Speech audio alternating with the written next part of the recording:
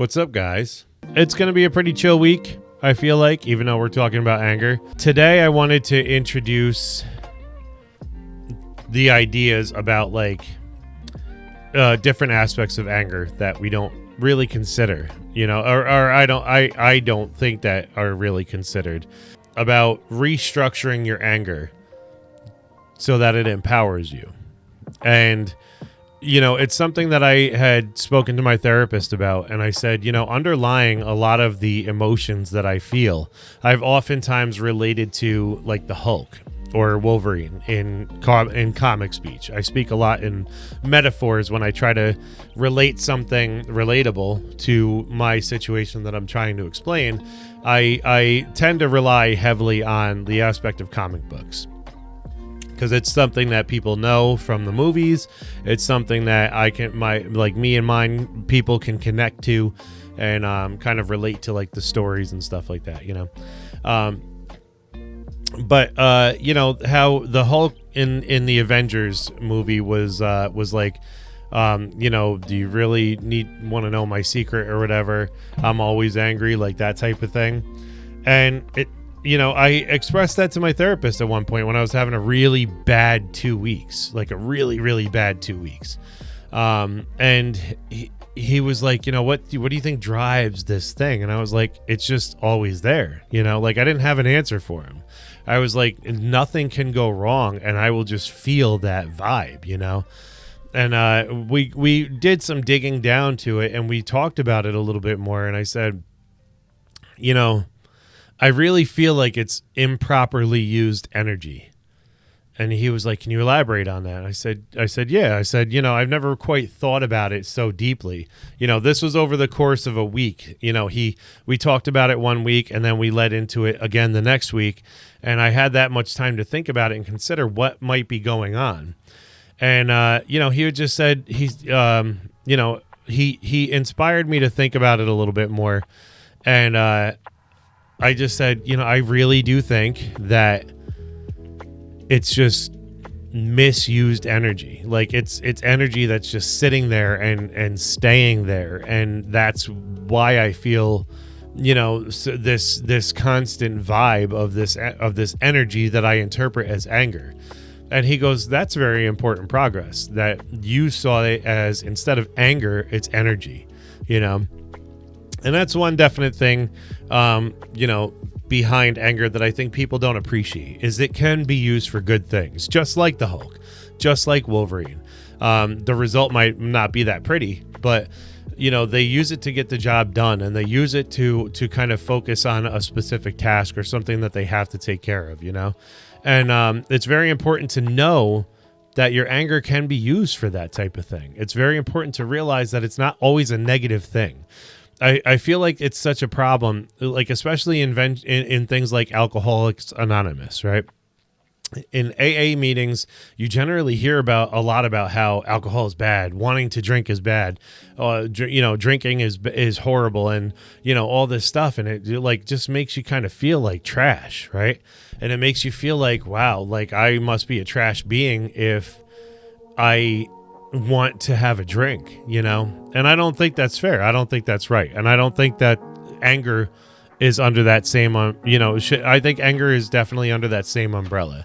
I think that a lot of people just have misguided energy, when it comes to anger, when it comes to sadness, which I believe is like an anger offspring, and things like that. And this week, I feel like for when it comes to Fix It Friday is going to revolve leading up to how to kind of rework that energy to let it out the right way, the best way, But that's a problem that I often have. And, from my own personal experience, I kind of crawl into my shell a lot when I experience something that makes me angry or makes me feel a certain way. Because, any emotional response I have to anything can eventually go back to anger. And that's what I was concerned about. I was like, I don't understand why this is my baseline, emotion or whatever you want to call it. I don't understand what's going on with this. And coming to that realization that it was misused energy or not used energy, I kind of got a whole broad spectrum about what's going on. I kind of got a big 300-foot view of what's happening. And I was like, wow, if everything comes back to this misused energy, maybe I can use that energy in a positive way to react to things that are happening. Like in specific situations, if I'm dealing with an angry customer at work or an angry person at work or something like that, or if I am dealing with, somebody I live with who makes me upset or does something, or, whatever the situation may be, if it makes me sad, if it makes me angry, if it makes me anxious or whatever, I find that the underlying energy comes from it feels like anger. And I think it's because I'm so afraid of being explosive in response to that person responding to me that, taking like the mindful trainings that I have and doing like expanding on my mindful practices, I've really pushed hard to, not react that way. But I didn't realize that I just kind of closed it up and kept it there, like I didn't release that energy in any sort of way. And as time went on, I started realizing that it's like festering. It's not, taking care of the problem. It's making it fester and just kind of sit there and grow and expand. And all this keeps collecting. And eventually you get explosive, And in my past, I used to deal with things very explosively, whether it was impulsiveness or whether it was, just not sitting right, or not, being constantly like moving and active and whatever, or getting into fights, or, screaming and yelling or doing whatever, I'd like, this is how I used to release my anger, and learning it that way, growing up doing it that way. I got this idea about anger that it's safer to keep it inside, and obviously it's not. It's very bad. It's very, very bad. But I didn't realize that there's different avenues to use, because you're taught from a young age that like anger is bad. Don't be angry. It's just angry. Just ignore them or whatever, like you hear all this stuff, and then you come to realize that there's a different side to anger. There's a yin and a yang to everything. And there's a completely different side to anger where, you just need to expose yourself to that light side of it, and like I said, we'll get deeper into this during the week, but I feel like it's an important topic to touch on because it's related to me a lot.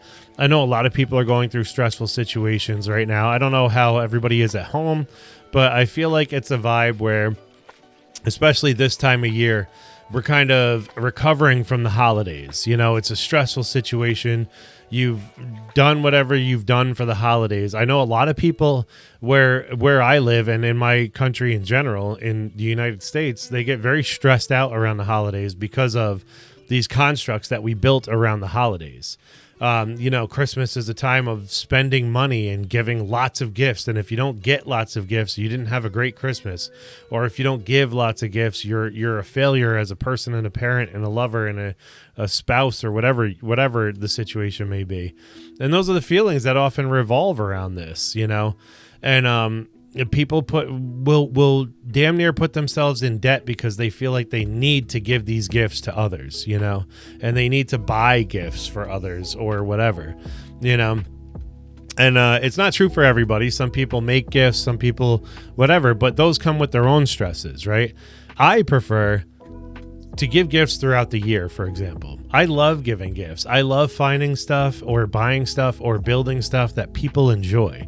So I like giving gifts throughout the year. I don't like giving them on holidays because I have to, and yes, that goes for Valentine's Day. That goes for Christmas. That goes for any other of those holidays that, look, like not everybody needs a gift, I give gifts throughout the year. I like, just doing things because I feel like doing them. That way feels natural to me,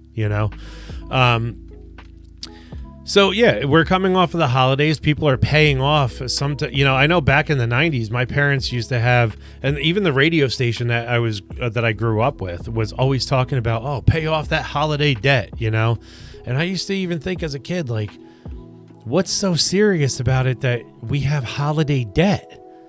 We have debt in every other realm of our lives, with car payments and with insurance and with house payments or rent or whatever. Like, we constantly have debt. Why are we adding debt to holidays?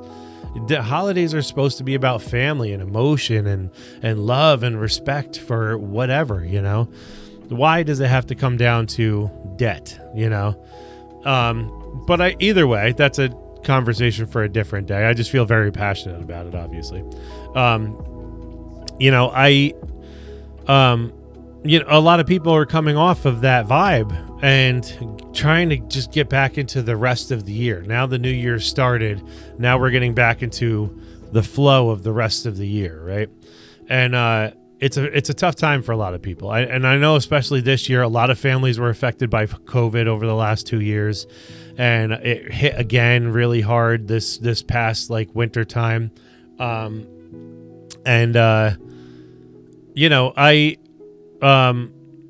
know it's hard for a lot of people, and I feel like it's just a struggle for people to get back on track after this, and I think it's a good time because people are very stressed out, very burnt out, and just trying to live life, trying to come back from everything that happened. The roller coaster of the holidays, and there's so much happening at the beginning of the year that it's often kind of swept under the rug because it's like, yeah, now we're close to springtime, new beginnings and stuff like that. But there's always that depression, that anxiety, that stress, that that anger. I feel like that drives you to do something else, or to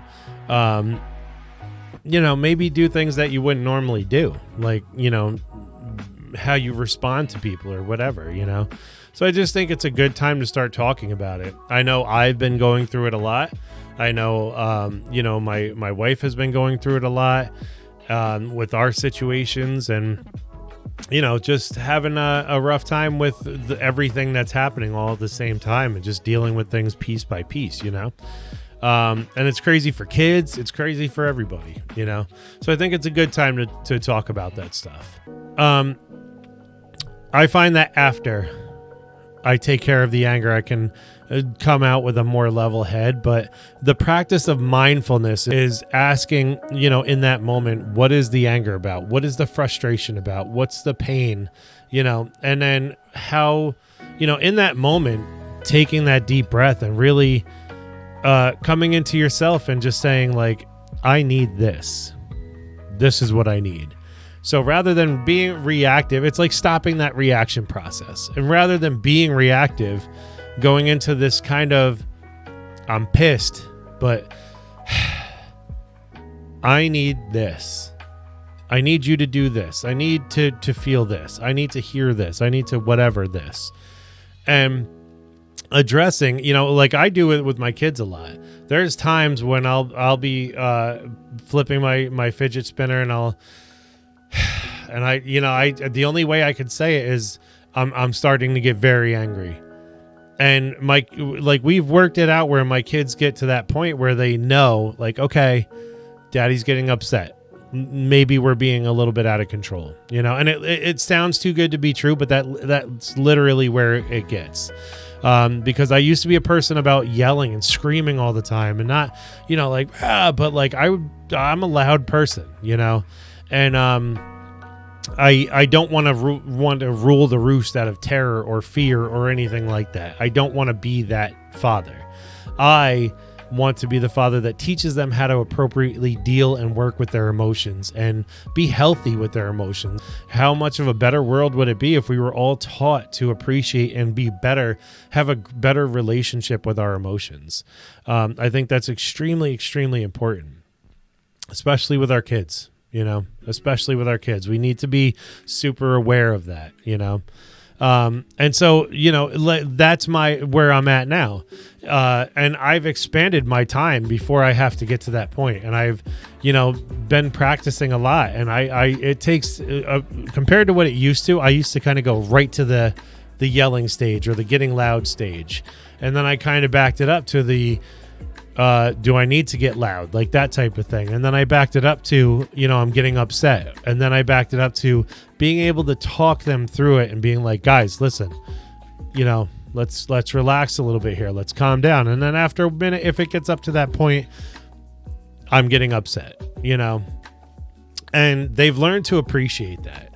It's taken a very long time, but they've learned to appreciate that, and they've learned to really connect with that and be like, okay, maybe we should pay attention to what daddy's saying, and that's my opportunity to explain things and to say, I don't mind you guys doing whatever you're doing or being crazy, being loud, being destructive, whatever, but this is not the time or the place for it. Here's how we can do this, but right now we have to do whatever we're doing. You know what I mean? And there's a process to it, and it's not easy. It's very hard. It sometimes felt like Tobey Maguire stopping a train as Spider-Man, that type of thing. But the point is, he stopped the train, and it's, even if you feel like that train's going to push you over, you have the power to stop that train. It's one of my main starting points when I was working with, trying to take care of my anger and dealing with my anger, even in rage moments, even in tense moments. And the situations that I'm going to talk about are the ones that are most near and dear to me, because they're the ones that, it's the situation that was most relatable to me, that I had initiated because of what I'm going to talk about. So, stopping the train has a lot to do with, going through the motions of connecting with yourself to realize that you're angry. And, and it doesn't just fit anger, but since the theme of the week is anger, I feel like it's, it's important to talk about that. It's more of like any emotion that you have that's out of control, right?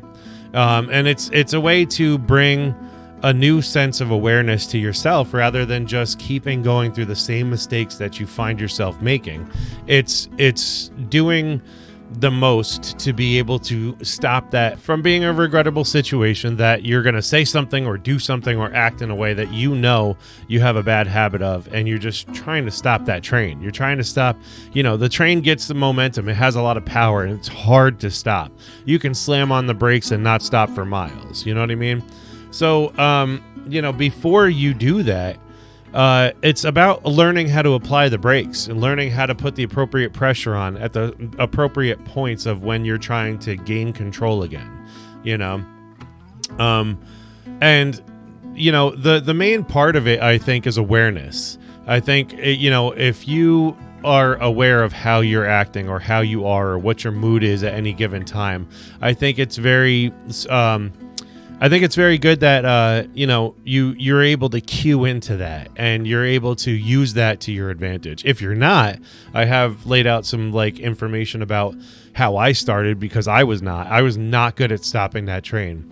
Even though I am very aware, I feel like I do have that going for me, which helped me in this process. But I think even just hearing this information will bring a sort of awareness out that you can do it. You can achieve this level. So awareness is the main thing in stopping the train. And to yourself specifically, you can be aware of the situations around you, and that will help later on, but it helps even more if you're aware of how you feel in the moments that you feel certain feelings. Anything that doesn't feel right in your mind or your body, or, anything that you notice is you just feel a little bit off. It could be that your face is getting hot, or you can feel that you're, just not feeling the right way for whatever particular reason. It's important to notice these cues, or, you're clenching your fist, you're shaking your leg, you're becoming very anxious, you're feeling a certain way. It's important to notice those cues because those are your early warning signs. And they might be different for you. They might be completely different things. I know one of the warning signs for me when I'm in like a manically happy mood is me being excessively manically happy. And at a certain time, I have to realize that and kind of sort of gain control of that, because I, can have the habit of going overboard and then bothering the environment around me in some way. And then even if it's not bothering the environment around me, something small can trigger a response that I don't want to happen. And so that's why I have to be aware of that. And sometimes I need to refocus my energy from being expressive in that way, in the way of like me moving around, jumping around and being crazy, and writing or reading or doing something active with that energy, It also is specific to what early warning signs you like. What's triggering those? What is the cause of those early warning signs? And most of the time, if you boiled down what causes anger, it's a feeling of either embarrassment or belittlement or disrespect. And in my case specifically, those are very much my triggers. If I made a wrong choice, even if it's not including like an outside perspective or an outside whatever interaction, if I made the wrong choice or did something wrong and I became angry about it, it wouldn't start as anger, it would start as self-judgment, because I was embarrassed and belittling myself over it. You should have done better. You could have made a better choice. You should have done it this way. You're stupid. You know better. Like things like that was language that I would use with myself. And there's more examples of it, obviously, but, that's where things would often start, whether it was in interaction with somebody else or whether it was myself or what have you. Those are usually what they boil down to. It's usually not, excited or sad or anything like that cues into the anger region. It's those underlying feelings of being disrespected or being, like I said, belittled or embarrassed or what, something along the lines of those. Even confusion. I know a lot of people get angry when they're confused or frustrated, and that leads to anger. But even with confusion, I think it boils down to being embarrassed that you're confused. Because I notice the people that get the angriest about it are usually the people who have a hard time asking for help or admitting that they might need a little assistance. And so they just ride that confusion, and it causes those issues later on. If I felt belittled or disrespected in any sort of way, that would lead to the embarrassment. For different reasons, depending on the source of what was going on. If it was myself, it was people outside of my body. But it would all end up the same way, but a far different, more explosive sense of anger. Like embarrassment for me was always worse than just being confused, which would lead into the other, obviously.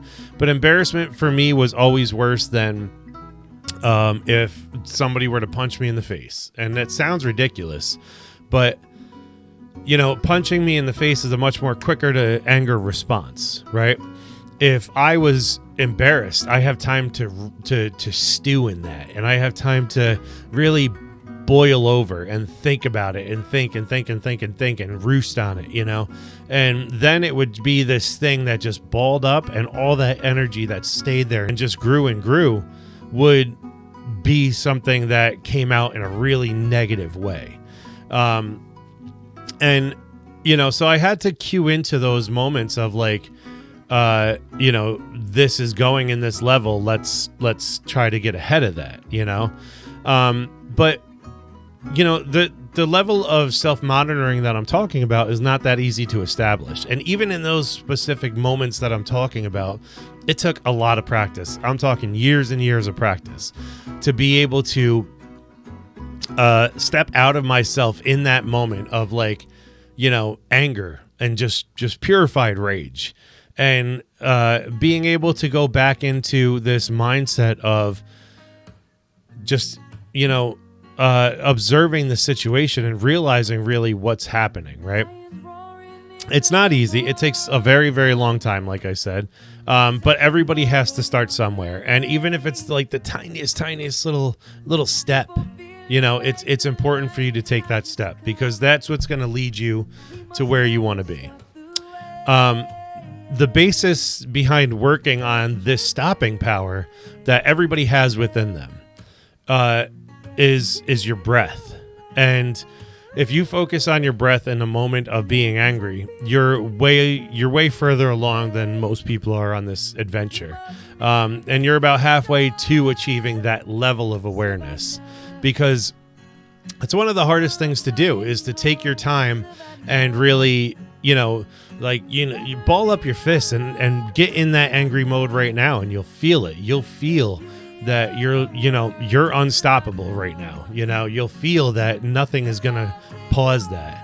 And this can be a part of that practice too. It's I forgot what the practice is called, but it's like it was something that we practiced in IIN. It was actually a lesson on it, that you can basically fake yourself into feeling different emotions.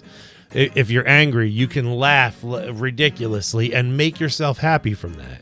If you're happy, you can grit your teeth and crunch up your face and ball your fists, and you'll start feeling those emotions and those feelings that are associated with anger. And if you kind of sit yourself down and make yourself super mellow and frown your face and those types of things, you'll start feeling sad. If you incorporate that into your practice of trying to associate that emotion and that feeling and taking a breath, it's better to do it, starting off when you're in a good mood, because by the time you're angry and you try to incorporate this, it's already too late. You get yourself into that, like, raw, I'm ready to go, I'm mad, I'm pissed off, that type of thing.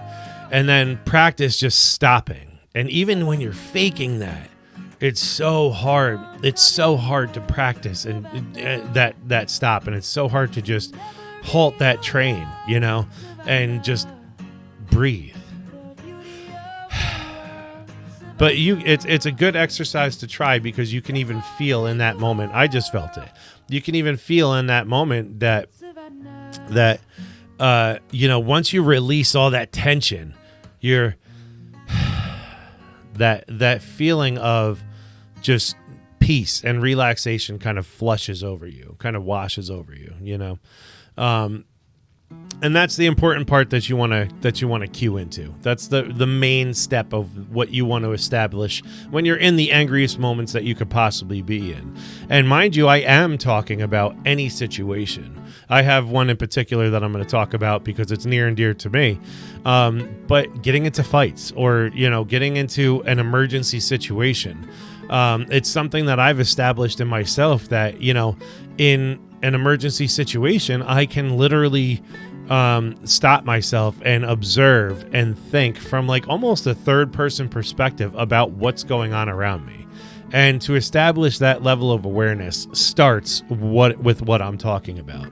So the story that I'm going to get into is kind of how I initiated this process, right? In a lot of situations that I've come into as a parent, I found myself being kind of forced into this breath situation. Children obviously have a magical way of being able to find, pinpoint, and obliterate every single button that you didn't even know you had, right? On the plus side, there is a bonus to it where they build new buttons. And it's a part of neuroplasticity, one of my favorite terms, where you establish these buttons because of them breaking down your barriers. You establish these new things that you didn't even know you were capable of having, and these level of patience that you didn't even know you had possessed in you. I've been so angry and enraged at my kids before that I didn't even know it was impossible to hold love for the very thing that pissed you off to this level.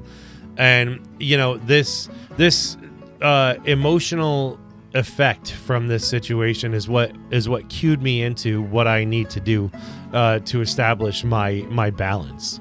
I've thrown objects, I've yelled and cursed and all this stuff, not at my kids, obviously. That would be a a bad situation.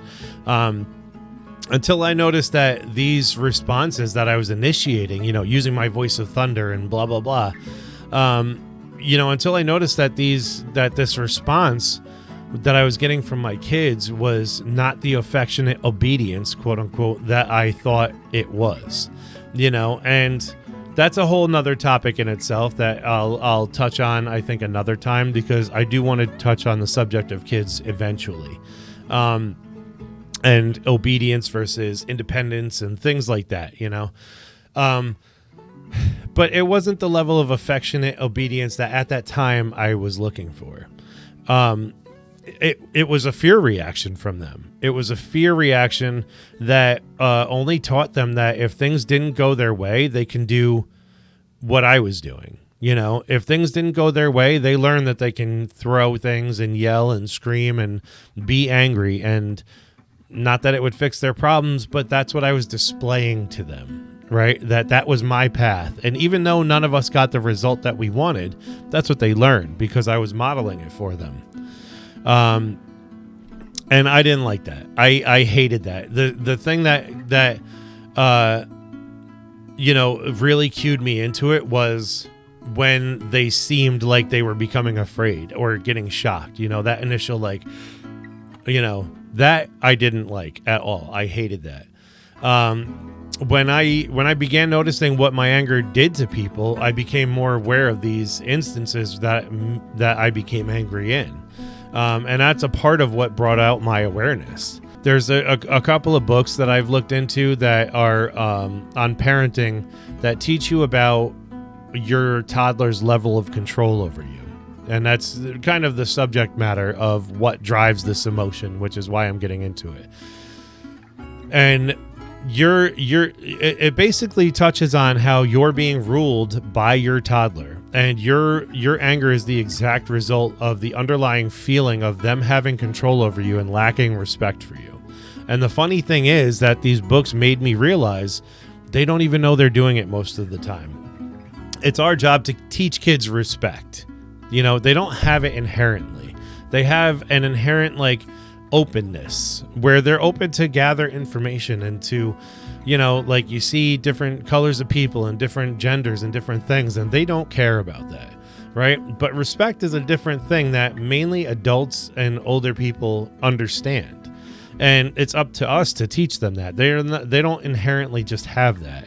But as adults, knowing that and having that established, when we feel disrespected, even if it's by something, 1/10 our size, we feel a certain way about it, and that's where a lot of anger in parents comes from. They don't listen to me. They don't respect me. I feel like I'm not getting through to them. All things that are stemming from these two situations where they have the control and we don't feel respected, right? And that's where things get tricky. They don't understand that your anger-filled reactions are a response to something that they did. They just know that in that moment they're afraid, right? They know in that moment you're throwing something because you're trying to express something. They know in that moment that you think that yelling is going to get your reaction that you want. So that's what they do. They take suit straight from us. And there's a lot of good books that touch on it. Like I said, there's Raising Good Humans by Hunter Clark Fields. There's and Carla Naumburg. I think I'm pronouncing that right. There's A Boy Without Instructions by Penny Williams. And there's one of my favorites, The Essential Guide to Raising Complex Kids by Elaine Taylor Kloss. They're my top few with other sprinkled informational sources here and there, but I'll throw those up in the video description and stuff like that so that, you guys have them available. But, I was reading into these books and it just enlightened me to this fact that, I'm looking for my kids to be adults. I'm looking for my kids to be responsible adults. And they're kids, they're kids. And it's not like you can't expect them to be responsible adults later on. It's just that you expect them to do it now. And that's part of the reason why, you get this anger response out of yourself. You get this angry interaction of fear and confusion and, dis-self-regulation where, in in other ways of teaching them, you would get a better response and elicit a better reaction from them. So in that realization, when I realized these things, I began by working my way backwards, because just stopping that train, I was not Tobey Maguire. I did not stop it in time. I got angry and frustrated and upset, and the train just derailed, and it was all a mess, you know? But in that realization, I began working backwards, and I noticed that when their faces change, the crying began, or whatever the trigger in those moments were. For me, mainly, it was like, first it was when they cried, I felt bad, right? And then that was able to grow into me noticing when their faces dropped, as I called it. You know, when they were happy, excited, running around and going crazy, and then all of a sudden you see that broken face. You know, it's hard to explain. It's hard for me to talk about. And, you know, because I'm a very sensitive person like that. I'm a very empathetic person. And when somebody looks upset, I feel that. And especially when it's your own kids, it's such a powerful feeling. It hits you like I want to say worse than a cannonball to the gut. You know, it hits you hard. And that was a very powerful thing for me to grab onto. And it's not going to be the same for everybody in every different situation. It's not going to be the same, you know, for when things start to get elevated and you get excited, say you're in a fight or an accident of some kind or something like that. It is not going to be the same situation. But for me, that was that powerful thing that I grabbed onto. And I was like, this is it. This is where I am going to change myself, you know? When they were crying, like, I knew I wanted to change, but I wasn't sure how. And when I started associating that broken face look with how I felt when I got yelled at as a kid, or when I got in trouble, or when I was confused, or when I was whatever as a kid, you know, that was mentally enough for me to be able to cue into that and be like, this is where you can change the path of your parenting. This is where you can correct the mistakes of generations before you. This is where you fix things. And I was able to hold on to that. And, you know, initially for doing those things, every time it hit, I hated myself for that. Every time they cried, I hated myself for that. Every time their face dropped, or every time, you know, they started showing, you know, that they were angry or whatever, I hated that. I hated that because I knew it was my fault. And I hated that I did that to my own child, you know? And so grappling onto that situation, it became, you know, a tool, my strongest tool that I use to improve myself. And sometimes in the middle of raising my voice, this tool was the most powerful weapon I had. You know, even when I was like yelling, for example, or when getting upset or whatever, or when I noticed myself, you know, looking for something to just get angry at, you know, this was my tool for calming myself down in those moments. And it doesn't start that easy. It sounds easy the way I'm saying it, I feel like, but it does not start there. A lot of times, like what I mean from starting backwards is I initiated saying I'm sorry and taking the time to sit and talk to them and to share what was happening in my mind while they were acting a certain way or doing a certain thing. And you know, don't worry about being mindful about how you talk to them about things right away, because the main thing is taking care of you first, right? So you have to change your own language with your own emotion before you can explain to somebody else, you know, how you were affected by something they did, or, you know, whatever. It goes deeper into that. It even goes all the way to, you know, expressing that even though they have no power over you, you know, like getting to the level of understanding that they have no power over you. You have the power to react however you want to react to them.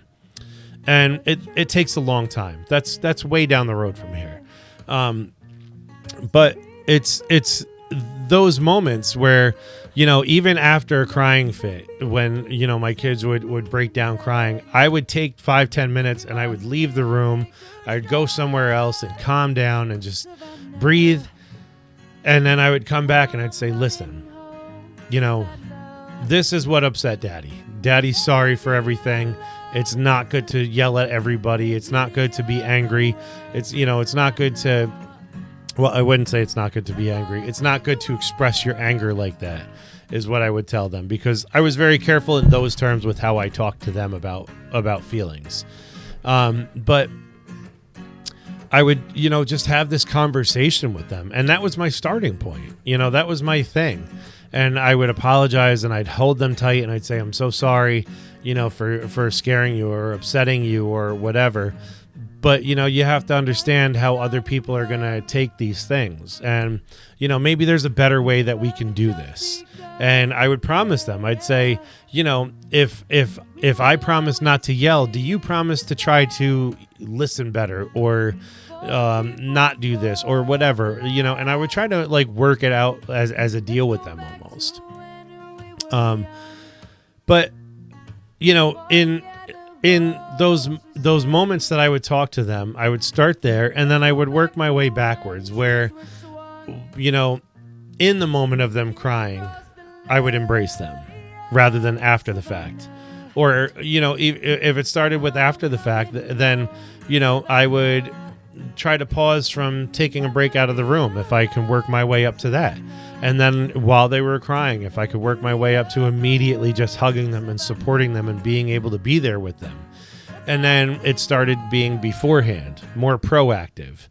And it was still in the moments of anger where sometimes, I would notice that I'm yelling and I'd be like, and mid yell, I could be mid sentence and I would stop and I just, and change my flow, change what I was doing, and it took a very long time. It took a very, very long time.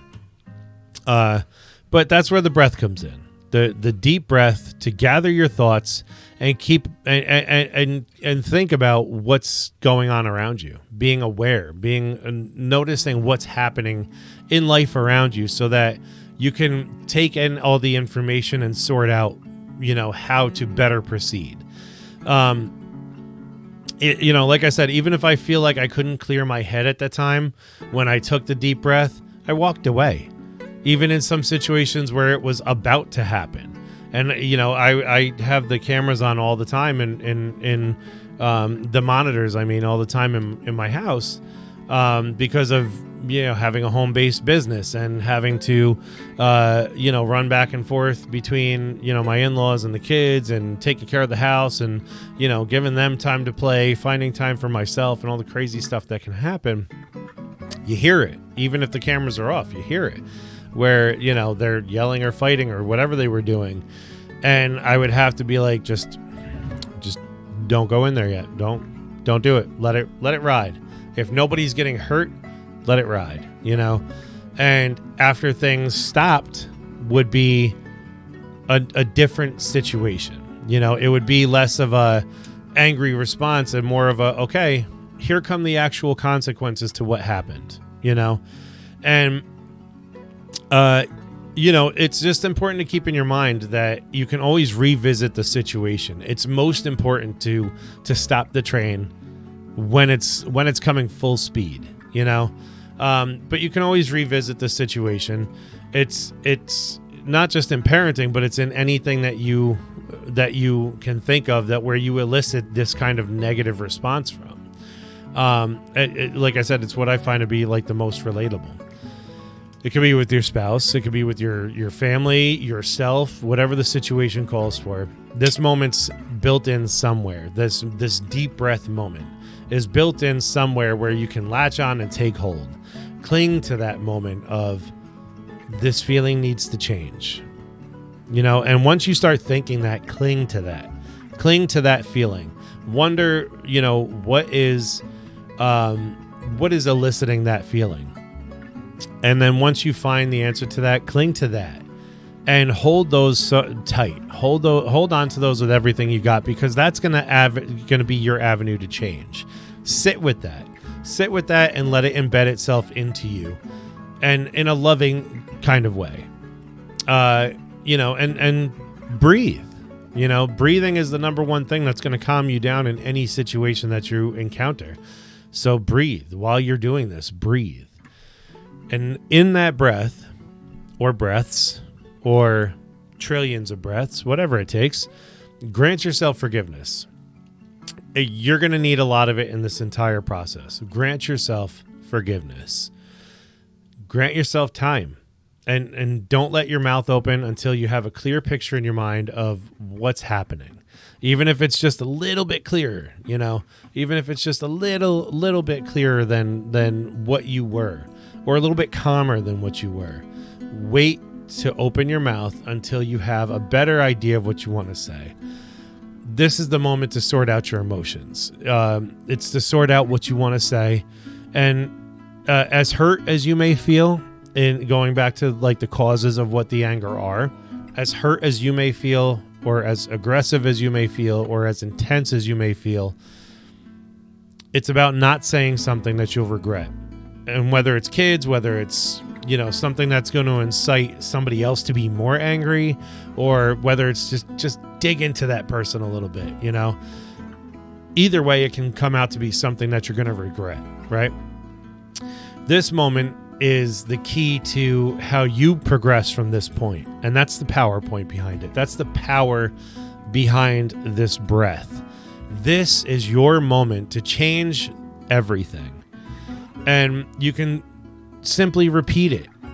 You can simply repeat breathing as much as you need to make this moment stick and make this moment be the change that you need it to be. So what you want to do, like I was saying before, is slowly work your way back until you get those breaths sooner and sooner. Get these moments to activate sooner and sooner. You'll find yourself at this point of growth where you can begin explaining yourself better. You can begin communicating your needs, your wants better. You can begin apologizing better, or just stopping yourself from having to later. You'll find that the other person, the other thing, the other party, whatever happened, is going to be more receptive to you. And that will progress, and it'll grow more and more as you go through this process. And it's all in relation to how you react to them, and energy transfer and things like that. Like, they may stay angry at you. That's out of your control. You're doing your best to not continue that energy interaction. You're doing your best not to feed anger to anger, and you're doing your best not to take anger and regurgitate it more. You're doing your best to stop that train, right? And so through this whole process, you come to a level of connection with yourself that you didn't really have before. And like I said, this relates to more than just parenting. It relates to more than just anger. It relates more to everything that's going on. It begins a long process of growth, or at least it can feel very long, because I don't ever consider growth to be an ending process, right? You have the choice to stop, but you also have the choice to keep going. And I don't consider that you ever have an end to your growth, your level of progression, your growth. So it begins a long process of growth where you are able to dive deeper into your emotions. You're able to dive deeper into what triggers you. You're able to dive deeper into what you're passionate about, right? Because sometimes these moments of are very self-discovery moments. They're very revealing. Oh my God, I didn't realize I get so angry about this because I'm actually passionate about this. This may be what I'm supposed to be doing. And it sounds extreme. There's a lot more steps in between that, but it connects the same way. One leads to the other. And you only find these things through taking the breaks in those moments and connecting the dots like this. And like I just said, it sounds very far-fetched, but especially the longer you live with the feelings of anger and rage and things like that, It sounds very hard. It sounds very, very hard. But even if it is difficult, it's definitely worth it. It's so worth it to get yourself back from this, to get yourself out of the way of this train, to stop the train. And like I just said, for your own self-discovery, it's vital. It's important, because stopping the train doesn't just mean with a negative emotion. It also means, maybe you're along a path or following something that's not really working for you, but you have a feeling about it, but you don't really 100% know. It's about stopping that train too and being able to reroute it or wherever you need to go, So that breaks down to be what my challenge is for you guys and for myself today. Like I said, no matter where you are in the process, you can always evolve from where you are.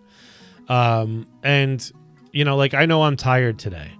I know I'm not as full of energy as I could be.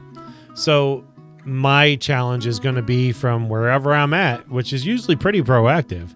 Wherever I'm at, I'm going to try to get there sooner and try to not allow anything to trigger me or upset me or whatever.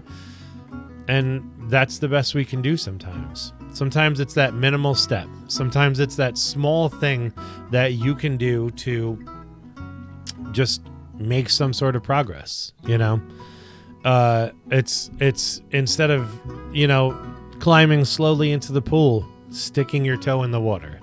And that leads to sticking your foot in. That leads to your whole leg, both legs, your entire body, And so just take these steps, man. Just in your everyday life, when a situation comes up that's uncomfortable for whatever reason, or you feel like it's off, give it a try and see where you end up with it.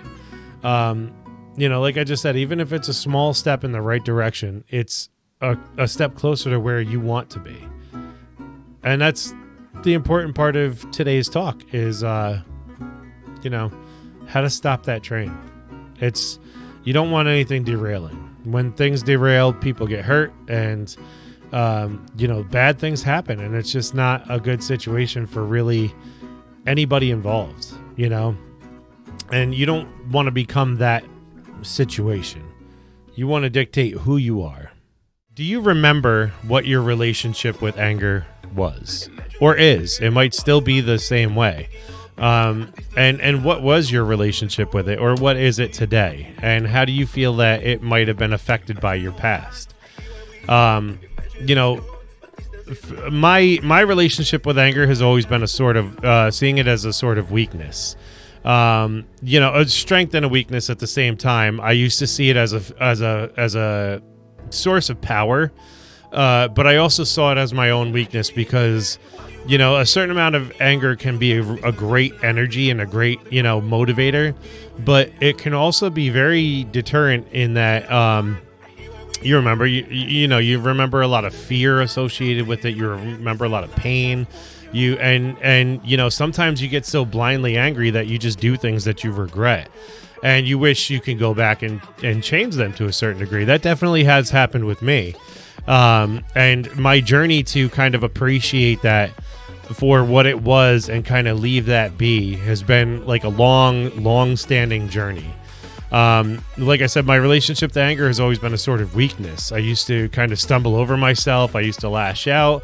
I used to be the epitome of like the Incredible Hulk, the mindless version for those of us who are Marvel fans, the like original bad boy. Rampaging on things that seemingly had no relation to what I was feeling, breaking things, damaging relationships, stuff like that. What my main thing to do in times of anger was to definitely not express them in appropriate ways. I would find like the nearest thing to me and break it to release how I was feeling. And obviously, I remember like screaming a lot, like screaming and yelling, and I used to shred up my voice because of like how loud I can get my voice to be. And that used to be my expression, and one thing behind that was I was a very scrawny kid. I was very small at one. Like I was always tall, but I was very like skinny, you know. And when I got angry, like, you know, if I were to take it out on somebody, I feel like it would have no effect. It was all like a mental thing.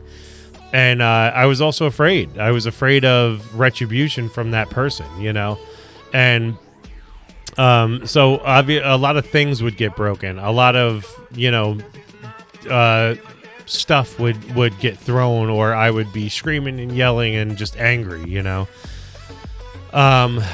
I would, like I said, I would find the nearest thing and break it or throw it or whatever. And obviously that ended up in me regretting the emotion because I didn't know what or how to express. When I did express it, it would lead to me throwing and breaking things. What I didn't realize at the time was that enough times of you going through and breaking things that you don't care about, eventually you run out of things that you don't care about, right? Eventually, you have nothing else to break.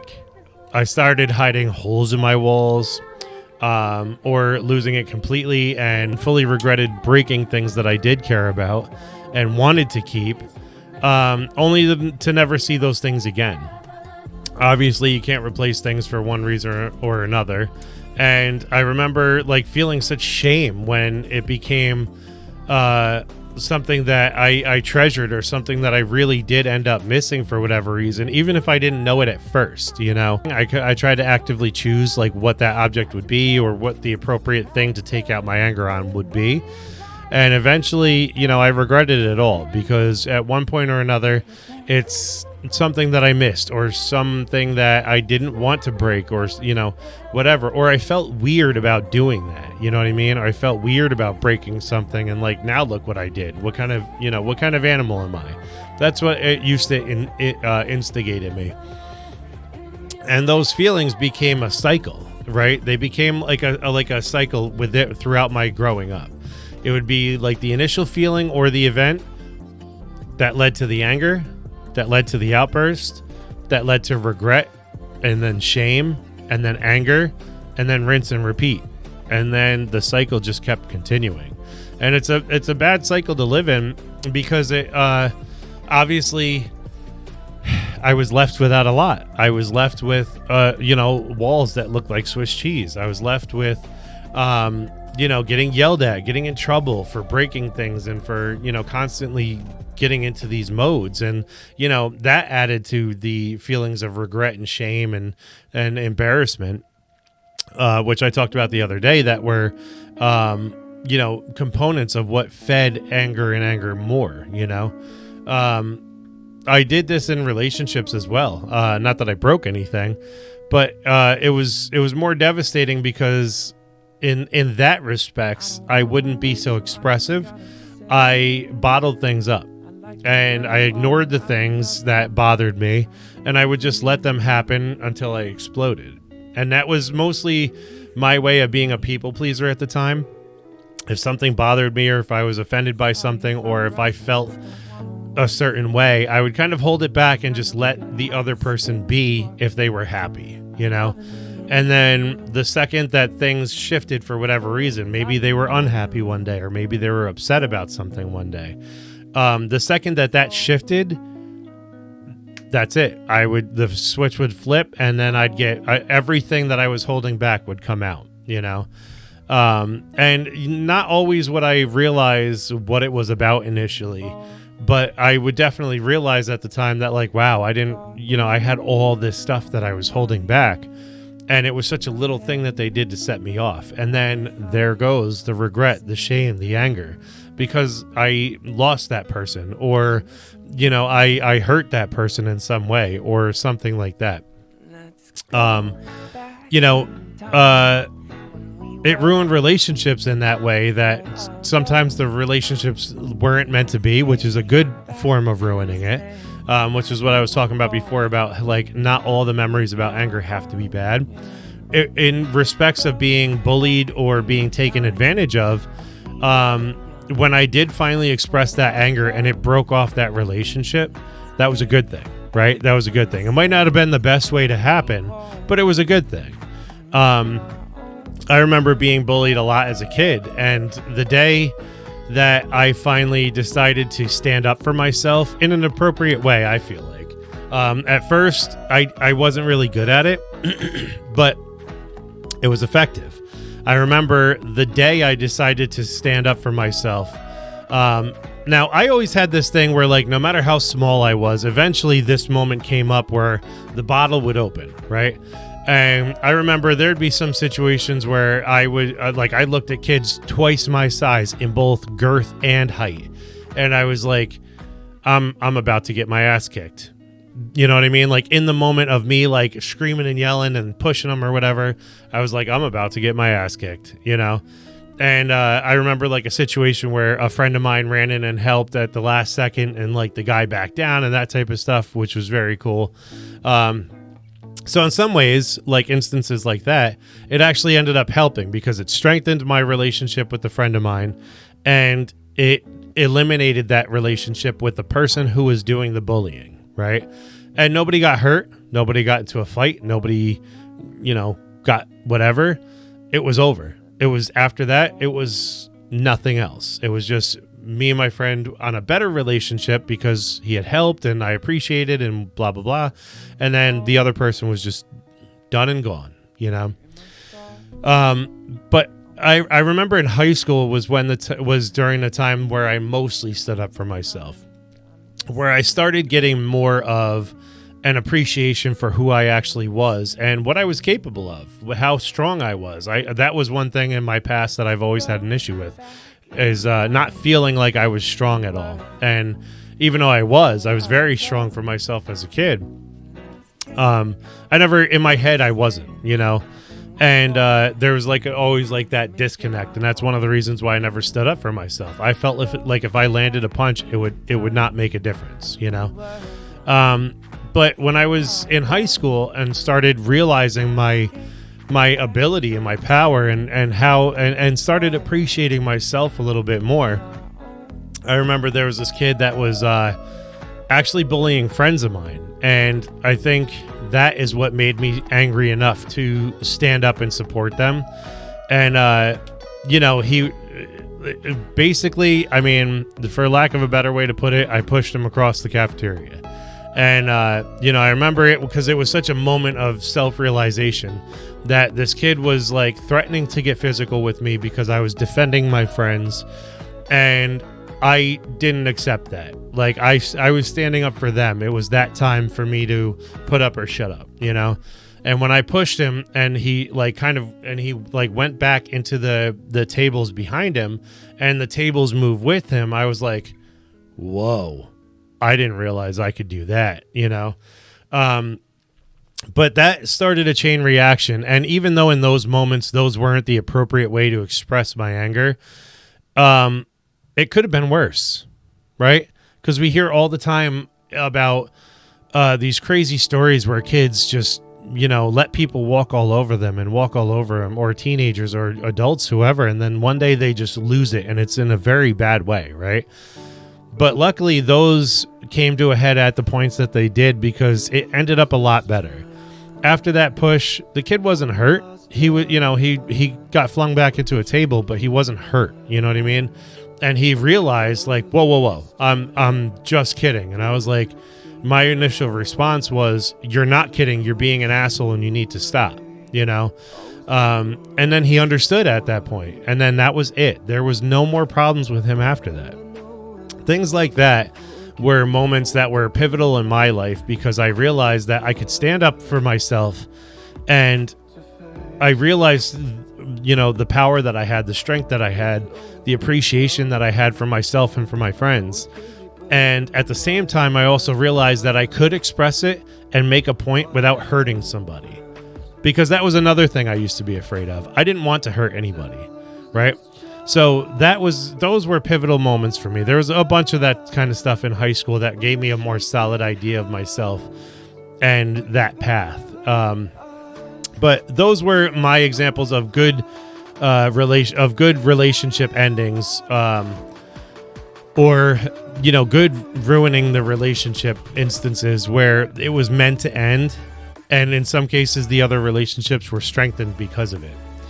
But there were also relationships where uh, you know, I had like somebody who took advantage or somebody who was bullying or whatever. And I tried to hold on to that relationship either because I thought it was a good relationship for me to hold on to, or I thought the person was cool and I wanted to be associated. I didn't care what I looked like, in relation to this person, like that type of thing. And looking back on those now, I'm so thankful that those ended, but I just wish that I would have stood up for myself in a better way to end those relationships rather than getting walked on and just left behind, that type of thing, or getting walked on and exploding or screaming or, acting like an animal about it. And, either way, like I said before, like nobody was hurt, but, I also didn't necessarily take that initiative to express myself properly, whether it was yelling or screaming or, just being like, you're an asshole or blah, blah, blah, like exploding on him like that. There was much better ways that I could have done it if I knew my self-worth at that point, right? Those were the ways that they were kind of ruined in a good way.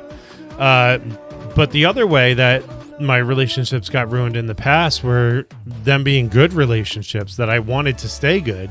And to avoid issues, I would, like I said before, bottle up disagreements or try to avoid conflict. Or, when they got annoyed with me, I would ignore when I got annoyed with them type of thing. And eventually it just didn't turn out well. It ends up in regret and resentment and pain and, a lot of blame. And that's one thing that I realized from Marshall Rosenberg's book, A Nonviolent Communication, was that that was one of those things where I constantly blamed the other person, but I never blamed myself. I mean, to a certain level I did, but I don't think I fully understood it at the time, where I would blame them for like, oh, but they couldn't see that I was, being patient with them and waiting for them, or they couldn't see that I put this stuff on hold so that they can feel better. How are they supposed to know, if I didn't express that? So taking that blame off of them and putting it where it belongs, but not in such a negative way, where it's like, self-defeating, where that's what I used to do. I used to be like, oh, I'm not worth standing up for myself. Or I used to say like, oh, I really, I deserve to be in this relationship, or I want to be in this relationship. So I'm going to put my wants ahead of my needs, like that type of thing. Where in a loving environment, I would have communicated with them when they bothered me or when the disagreement didn't go well or whether I felt disrespected or not, but in a good way. You know what I mean? So, like I said, like a lot of those situations didn't turn out well, and it's very unfortunate, but having to do with memories, like, a lot of people deal with regret, and you look back on situations like that, and this all sounds horrible, right? Like this all sounds pretty bad, except for the point where I, decided to stand up for myself. But it sounds like there's a lot of regret and disdain and unfortunateness to it, right? But I've learned how not to see it that way, because then it can become very cyclic, like getting back into that anger cycle that I was talking about before, just feeling the shame and the regret and the anger and the shame and the regret and the anger, whatever. Instead of looking back on those situations and being like, well, they weren't meant to stay. Like there's a lot of situations like that I can remember in my past, but you don't really appreciate those until you get to that level of understanding about yourself, how it wouldn't have been so good. It for whatever reason, even if you don't see it, maybe it's not worth it, right? So the only thing I wanted to talk about besides that was, like I said, I remember those situations where if I had expressed myself properly in the first place, these things could have ended up way, way different. Or not, who really knows? I feel like I would have had a better course of action if I had taken the proper steps previously, only because there wouldn't be so much that was still bottled up, right? And I mean that in the way that sometimes we, like the stuff that we hold on to, we don't you ever pour out like a water bottle or a milk bottle, and you ever notice how there's always that residue on the inside? No matter what the hell you do, you can't, unless you like cut it open and blow dry it out or whatever, you can't always get all those droplets out. Eventually, if you collected enough droplets in that bottle, it gets bottled up again, right? So with that same type of explanation with anger, if you don't fully take care of all the situations that have happened, or not all the situations, but if you don't take care of those water drops, and those feelings and those emotions, they can still come back to you. They can still drip out. They can still stay bottled up and just sit there and kind of fester, and I think even with how far I've come now, I still experience those. When I feel that somebody's disrespecting me, well, why? Does this relate to something that happened when I was a child that I felt disrespected? That type of thing, But what I was starting to lead into was that, the funny thing about memories is that they can be changed, which is what I was saying earlier today. How many times, when you think about it, how many times have you over embellished a story or a memory or, like something that you were expressing to somebody or remembering for yourself, and that over embellishment stuck, and maybe you added more, or maybe you didn't, or maybe you thought you remembered something that you might not have, or somebody, I don't know, whatever the story may be, it changed the memory, right? And sometimes people do this and they don't intend for this to happen, but I know we all know those people, or maybe we've done it ourselves, where we've told the story and we add emphasis to it, and then that emphasis becomes a little bit more and a little bit more and a little bit more, and then the emphasis is so strong, you gave that memory a whole different response, or a whole different action that happened, right? And sometimes it's based on our audience who's listening. Sometimes it's based on how much respect you want to have for somebody, or it's based on, just making the story interesting for somebody, or whatever. It can get changed with alternate input. Like if somebody's hearing the story that was there and was like, wait, that didn't happen, I remember it this way. Well, that's good, but now you have two conflicting memories, and they may not be 100% of what it was, but now you're combining the two. And the outside stimulus makes you think like, was there a little bit of this in there? Let's piece this together. Or, you can take on what they remembered, and then it's not your memory anymore. Or, seeing a photo or a video or something like that that displays something different than what you remember. Those kind of outside stimulus can affect how we remember things. And it might not be immediate. It might be the more we look back on it. It might be whatever. Or you could just not care. And regardless of whether you see a video of that memory or a photo of that memory, you still want to remember it the way you remember it. It is what it is, but, we do that. And it's important to address that, because what happens, this happens with those memories of situations where you became like embarrassed or angry or stressed or whatever. And because you remember it with that emotion involved, you now compound that emotion to the memory and any other emotion that you receive, like the outside stimulus, or, you might see something in the photo that initiates another emotional response or something like that. You now compound those emotions to that memory, and you're reliving the pain of the emotion, or you're reliving the pain, the emotions, everything, and trying to fill in the dots, and maybe even adding to those memories. So how many memories do you know of that you can actually tap into that emotion again, right? Like getting married or having kids, or moments where you've gotten angry or upset. Maybe you were crying for 2 minutes and it felt like a damn eternity, right?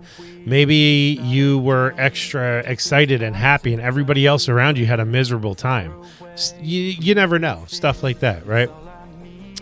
And so you remember these situations that had these emotions tied to it, And now it's back in full force because you're reliving that memory, right? You're now back in time. Your brain is a time traveler, and I'm going to do that topic another time. But your brain is a time traveler.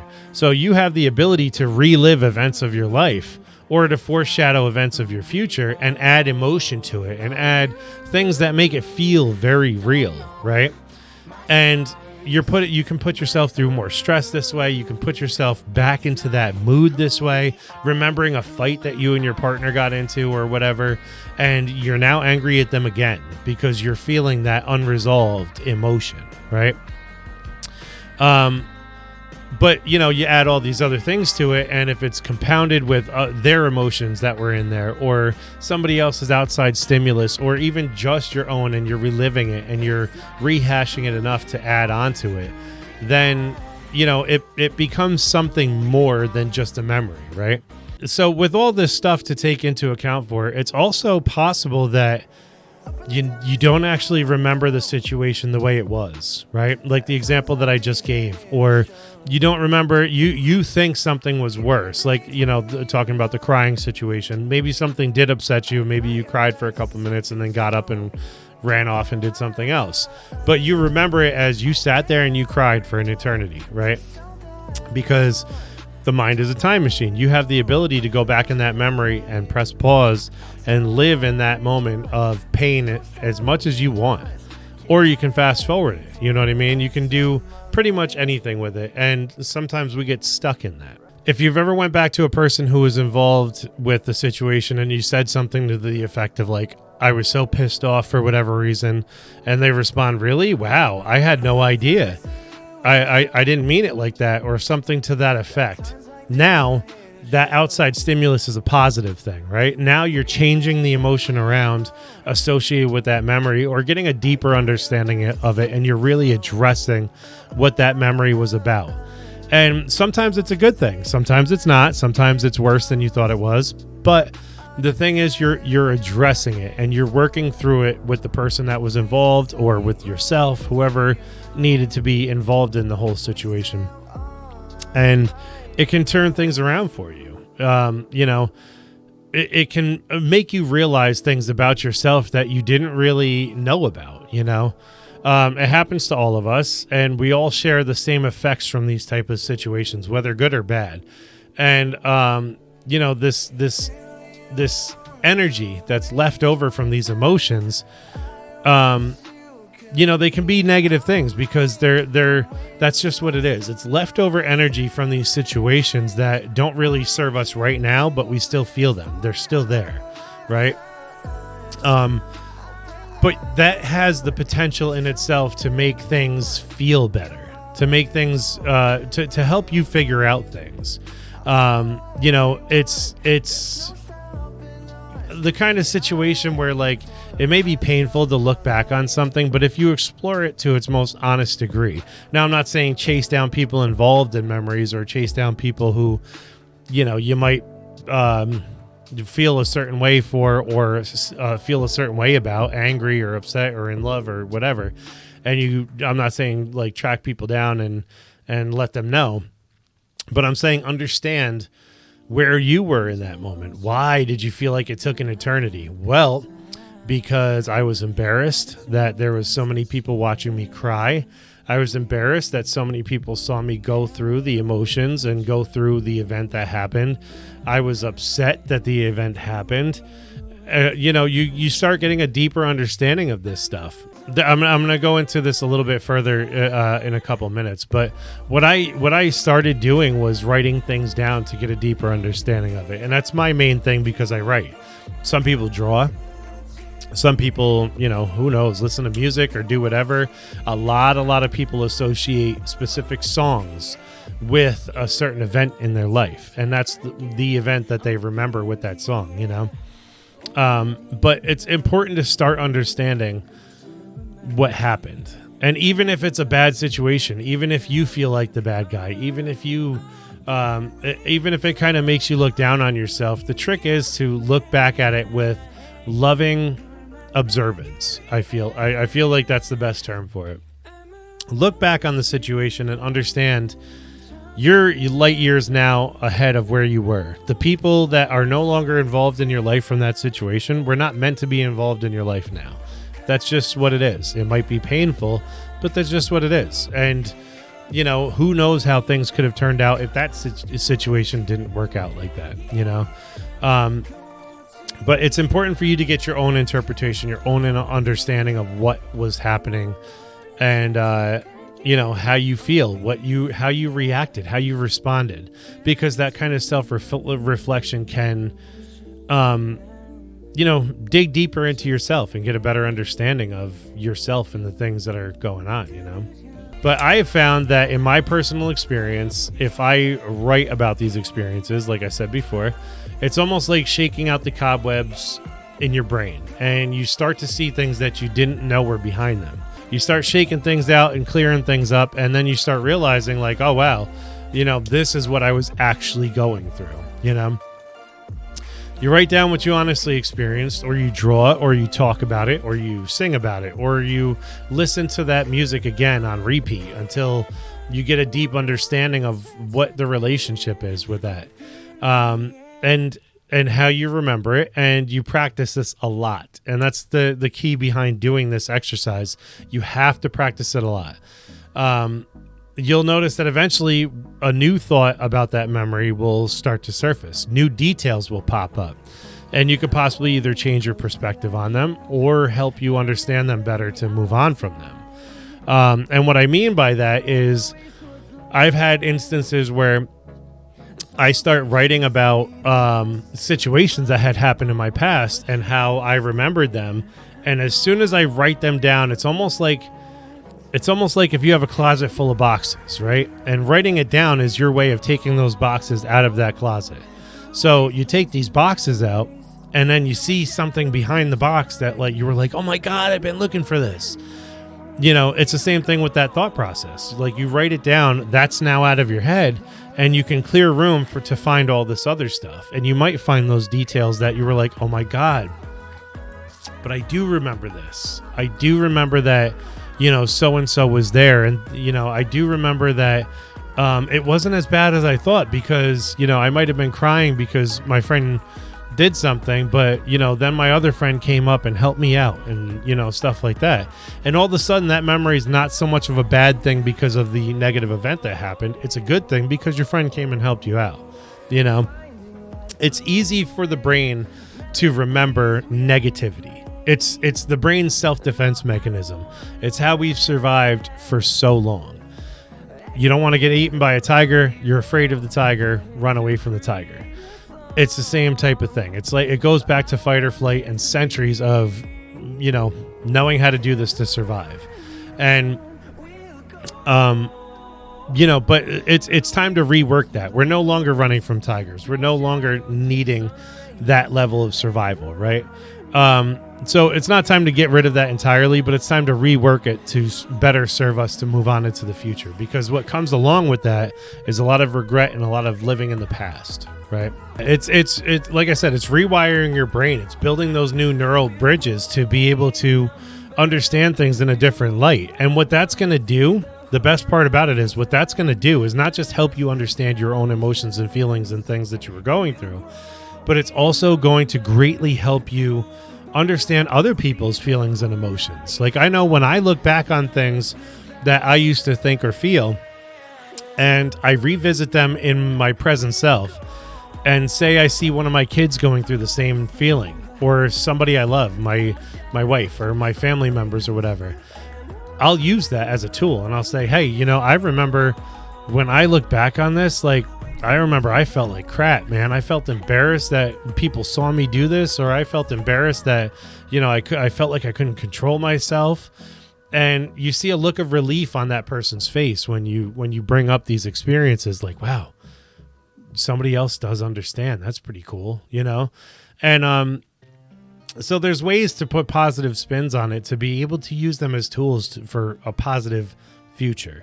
And what I was saying before was there was a motivational speaker, I forgot their name, that he said, you know, for every negative action in your day, you need 5 positive actions, or every negative spoken thing in your day, you need 5 positive things to negate that one negative, right? That's how the brain functions. So if somebody says you smell bad, you need 5 other people to outweigh that and say, oh, but you look great, you smell good, I think you smell fine, whatever, stuff like that. Same thing with, pretty much anything else you could possibly relate that scenario to. And it happens with our memories too. Going through my past, I used to be so bothered, and I used to bring it up to therapists all the time, that like I can only remember the negative things about my past, and that's not true. The therapist would challenge that and be like, well, okay, tell me a situation. And it could be whatever I came up with at the top of my head. And, they would respond with something like, like say it was a frustrating situation between me and my father or something like that. Just coming off with stuff off the top of my head. They'd be like, wow, it sounds like your dad was really upset. Why do you think? And I'd be like, well, he used to work a lot. Maybe he was tired from work. I don't know. Maybe I said something at the wrong time and he was just exhausted. I remember he busted his ass for us, and he tried to give us everything that he could. And, all of a sudden you hear it right there where it starts turning a negative experience into a positive situation because I'm changing my perspective on it, right? And it's nothing to do with manipulating the memory itself. It's like, wow, it's just giving me a broader view of what could be happening, right? And I think in regards to memories, we remember things with tunnel vision, and we kind of pigeonhole our memories where it's just this portion of the memory is what stays, because when you think about how the brain reacts to things, the initial emotion is what your brain cues into. It can be changed. It can be changed in a good way or a bad way, and you are in full control over what changes it. It's important to know that, even your memories of how things have happened, one of my favorite things about it was a line in the Joker, not in the Joker, from a comic book that the Joker starred in. I think it was called... Oh man, I remember the issue cover. It was like the Joker taking a picture, and it was basically what the Arkham games were set off of. And in this comic book, the Joker says, or in this like graphic novel version of the comic book, the Joker says something to the effect of, "It's no fun having a set past. When you're somebody like me, it can be whatever you want." And that's because he was so crazy, like he didn't know what was reality and what wasn't, so he just made up whatever he wanted, and he can switch it at any time. And technically, we all have that ability. We all have that power to be able to do that, and it's something that we don't tap into enough. Even in your present day, that's what being mindful is. It's tapping into that ability and being able to change a situation in the moment. And I think, it starts with now, but it supports it if you go back in time and revisit some of those situations with love and respect for yourself, and try to get a different point of view, a different perspective on what you remember happening, or, what the situations might have been. The ending to this whole segment is, you kind of combining all the information that we've gathered so far and all the things that we put together so far about anger, and really pull them into one workable scenario. And the way that I have chose to work through my anger is to understand and address it and work with it instead of trying to fight against it, right? So working through and fixing your anger can be anything to anybody. It can mean so many different things, but my thing is that I feel like anger has such a positive energy to it, and such a strong, powerful energy.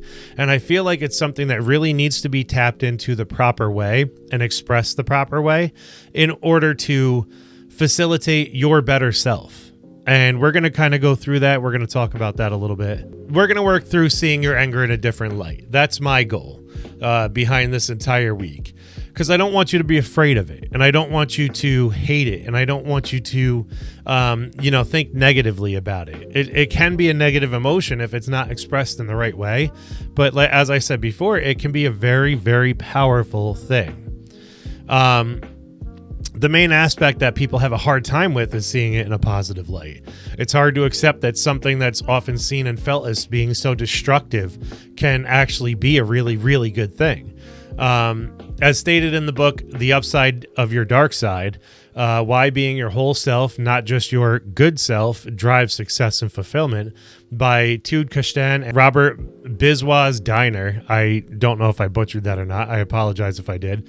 It states that anger is best viewed as a tool that helps us read and respond to upsetting social situations. Also, as I referred to it previously. By now, all or most of us know that repressing anger is really bad. From explosive reactions to negative self-experiences, the regression of anger has so many negative side effects that can take years to undo the damage of. It can take, so long to undo like the emotions and the negativity that's behind the repression and the explosions and stuff like that. Instead of taking that painful process, proper understanding of an expression seems to be the appropriate way to go, yielding the best results when it comes to working with or quote unquote fixing anger. So some things that people don't often think about as we address is anger is one serious form of learning your own boundaries. It's about learning self-love and acceptance. They're all byproducts of working with anger. And how we begin to accomplish these things is, I have to say, first and foremost, stop beating yourself up over it. Your anger is an emotion, your anger is an energy, and your anger is a vibe that is trying to tell you something. And because there's such a negative stigma behind it, you have a misunderstood concept of what it is. And you won't get anywhere by not giving yourself the love and understanding to take this task on. You need to give yourself the respect and the love that you deserve. You deserve a break and you deserve a better life. And that's not by avoiding anger, repressing anger, hiding it, whatever you want to call it. It's by learning how to properly express that. The best part is, and this is one of the hardest parts, if not the hardest part out of the entire process, the beginning, the beginning step, the very first step, the scariest step, because you know that beyond this step, or beyond this plateau, as I like to reference The Legends of Zelda and the Power Rangers, if you know what I'm talking about, hit up that comment box. Let me know where you think that's from, because I'm interested to see who's going to pick up on that. Beyond this plateau, there's a whole new life ahead of you. I spoke a bit previously about recognizing your triggers, and that this can happen after the fact, in the moment, and when you get more and more into this journey, before the situation actually starts happening or actually occurs, or when you notice beginning signs, what we call warning signs in the behavior modification community. And doing that allows you to correctly address these emotions and properly communicate to reach a better alternative in the end, right? And it's something going back to what's better for everybody and not just, you. It's better for everybody around you, even though this process is mainly concerned with you. Wherever you are in the process, respect and appreciate that you even just recognize your feelings and you recognize what's going on. That's what ultimately begins this whole process. From there, it's just a matter of trying to reach the awareness and alter your path sooner and sooner and sooner as you notice these things come up. I spoke a lot about forgiveness and self-love, and talking about, being stressed out about not recognizing it sooner. And you will get there. You will start, even if it's after the fact, even if you have to make your apologies or explain yourself away or talk to people or whatever, eventually you'll get to the point where you don't need to do that, because you will take the lead on everything that's going on within your situation. You will get in full control of your anger, your rage, whatever you're feeling. And it starts with just this step. It starts with, even after the fact, if you just realize that you were angry and take a minute to really accept and understand what's going on, and just think about it and say, well, this is what made me angry. That's a beginning stage. And then you'll work your way to, wow, this emotion was buried under this whole situation. I felt embarrassed, or I felt, ashamed, or I felt this or that, or whatever. I felt like I wasn't being heard. You'll work to that, and you'll start understanding that those are tied in closely with the situation that made you angry. And that's what it is about boundaries, is that sometimes they're so blurred. These boundaries can be very abstract. When I was talking to my therapist about anger one day, we kind of discovered that I don't really see things as boundaries. How people talk about there being white and gray, or white and black, and then there's that gray line in between. And, I'm like, me being the person that I am, I can zoom out and see the picture. Like I use the yin and yang symbol as an example. I can zoom out and see that yin yang symbol, but I can also zoom in and see almost like a mosaic view of all the components of like the yang pictures that make up yin. You know what I mean? It's a hard concept to grasp, and it took us a very long time to talk about it and figure out what exactly I was saying, because I talk in a lot of metaphors a lot. But that's how I see a lot of things. I don't think anything's exactly concrete, and that's how I see boundaries as well. Sometimes there's a little give, there's a little take. It's got to be flexible. It's got to be, pliable. It's got to be not so rigid. You know what I mean? In some respects, some things cannot be allowed, right? But where your perfect balance is with those boundaries and those things like that when you start getting a deeper understanding of yourself, and this is the first part of that. So speaking specifically about anger control, so many different methods of anger control can help with this. And I say control in the way of working with, not repressing, again, not hiding, not trying to avoid, but in working with your anger. That's what I mean when I say control. What I found most helpful in this entire process was breathing. Like I talked about it a lot on Tuesday, in moments of my kids stressing me out, or in moments of, somebody in a relationship stressing me out, or, my family stressing me out. I can't even begin how to describe how difficult it is, yet how simple it can be at the same time. Anytime you're feeling any sort of extreme way or extreme emotion, or, something that's just not settling right with you for whatever reason. Anytime you're feeling that extreme way, there's usually a sigh of some kind, right? Even when you're hyped up, you're like, blah, blah, blah. Cool. There's always that moment somewhere built into that. And that was my moment to cling on to.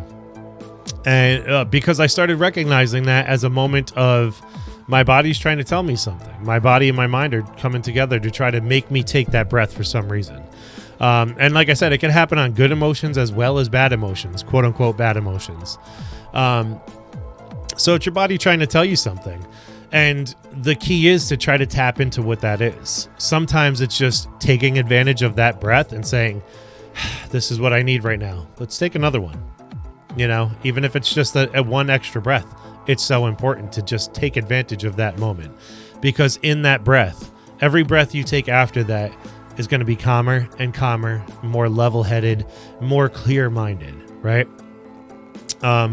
Take it as a moment of awareness that, your body's trying to tell you something, and attempt to look into what it is without malice, without judgment, without contempt, and without any sort of, negative aspect to it, with looking at yourself. It's a really intrinsic moment that you can get very close to, looking deep inside and figuring out what's going on. Look at it with love, respect, and, for both yourself and your needs. Obviously, there's many, many different ways about doing it. There's many different ways about, learning to work with your anger and, trying to get control of it. That's not the only way to do it. Even though that has worked for me, there's 100 other different ways that, You can kind of figure out to work through it, but the main basic parts are what we're going to talk about right now. It's other ways of becoming more aware of, getting deeper into the core of, and understanding how best to express your anger. The first thing I want to talk about is to communicate your state of being. But, and this is a big, big but, this can be really, really tricky, because if there's that angry emotion there and you feel that energy there, your first instinct is usually to act on a defensive measure, right? And to kind of almost attack somebody or attack something, right? So what you say could be razor sharp, and you need to be aware of that. It could cut somebody, and you could regret that later on. This step can instigate negative feedback or negative responses, so just use it with caution. You want to make sure not to blame or insult or instigate the other party. Like I said, your tongue becomes a razor blade. You may not be in the correct state of mind, so you want to just watch what's going on. My recommendation, personally, if you're going to take that route, would be to say something like, I'm insert some emotion involved, such as livid, angry, frustrated, something specific and descriptive. You can even say pissed off. I'm pissed off. I'm livid. I'm upset. I'm angry. I'm sad. Whatever you feel clearly describes your state of mind in the moment. So I'm angry. I'm livid. I'm frustrated. I'm sad. I'm depressed. I'm whatever right now, and I need some time. Because that way, you're not blaming anybody. You're not taking responsibility for anything. You're only taking the responsibility for your feelings and your needs at that time. And even though even that could instigate some negative response, you're still looking out for you, and you're beginning the process of building up that boundary, saying, this is how I feel. This is what I need. And that's it. There's no blame, no putting your feelings onto anyone else. There's only what you feel and what you need. There's the opportunity for somebody to come back at you. And I think that's a moment to kind of take into yourself and realize, okay, there's something else going on here, but also understanding that that's not your problem. It sounds kind of cold the way that comes out, but that is not your problem in that moment. Your best result is going to come from you walking away from that situation, if that's what you need, or just getting a chance to relax, throw some headphones on, calm down, take a deep breath, and trust me, no matter how hard it feels in that moment, no matter how much resistance you might get, when you come back and revisit the situation, there's a whole new level of clarity, not just for you, but for the other party or whatever else is going on. So definitely take that time if that's the route you're going to go. There's tons of different ways to just even use breathing as to help out. There's diaphragmatic breathing, where you practice expanding and contracting your diaphragm slowly and deeply. So one step that I was trained to do in breathing like this was to initiate a meditative state. Couple up your hands like so and put them over your belly area where your stomach / diaphragm is about, and you start feeling just your diaphragm going expanding, and you want to expand this part of your belly outwards. I don't know if the camera can see this, but you just want to expand your diaphragm outwards and expand it wholly, like expand it as full as you can. Just a deep breath, inhale and exhale. That's all you have to focus on. That's the basis of diaphragmatic breathing. There's yogic breathing. I don't know what the official term for that is, I should say, but that's what I remember it as. And it's basically you cover one nostril. It could be the left or the right. I think there's once you get further into it, there's specific ways to do it, but I always just remember it as whichever one feels right to you. You cover up one nostril, you breathe in through one, you switch which nostril you're covering, and you breathe out through the other. And you count a couple of seconds, 2 or 3 seconds for each breath. Just take it nice and slow. And you can even do that if you have allergies, if you're sick, if you have a stuffy nose, whatever. It's a way to calm your body down. It's called third eye breathing, where you close your eyes and instead of plugging your nose, you just envision the sensation of breathing in through your one nostril and breathing out through your other, and kind of envisioning the course that the breath would take through your sinuses. You could do this even if you're like a mouth breather, or even if you have a hard time breathing through your nostrils for whatever reason, you can do this that way. Even as you take a deep breath through your mouth, just focus your vision on, or your feelings on, your sinuses. One of my favorite ones it was introduced to me through Dr. Andrew Weil, Weil, W-E-I-L. From my training at the Institute for Integrative Nutrition, it was introduced to me through Dr. Weil. It's called the 4-7-8 breath. This is where you purse your lips, so you get that purse going, and you exhale as much as you can until your lungs are completely empty. You inhale for a steady count of 4. You hold for 7 seconds, and you exhale for 8 seconds, and repeat this process roughly like 4 times. So what you're gonna do is he specifies make a whooshing sound, make a noise. So like exhale everything. Breathe in for 4.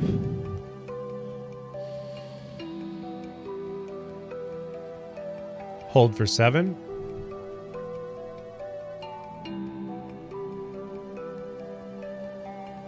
Exhale for 8.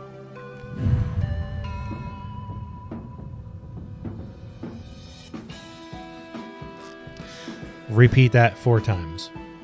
So it takes a couple of tries once in a while. You should be able to do 2 or 3 cycles.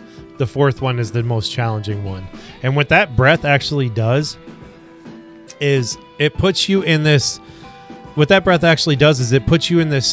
like weird kind of consciousness, weird kind of state of mind. He even in our lecture about it, he even talked about it, and he's like, he stopped the lecture and he's like, I don't even want to talk right now. He's like, I don't even want to talk to anybody right now. I'm in such like a mellow, calm state of mind that I just don't want to talk, and he was honest about it. So that's good. But I used the breath before, and it's definitely changes your perspective. And finally, a good old-fashioned deep breath, which kind of goes back to the diaphragmatic breathing, but even if it's in the chest, just something. Just something to kind of give your body that feeling. Obviously, breathing has to lead into meditation in most terms, but I'm talking about meditation as a separate thing because it can feel very different from person to person. So, like in more meditative terms, things such as repeating positive, calming mantras, like everything is okay, it'll be fine. People do that kind of self-talk all the time.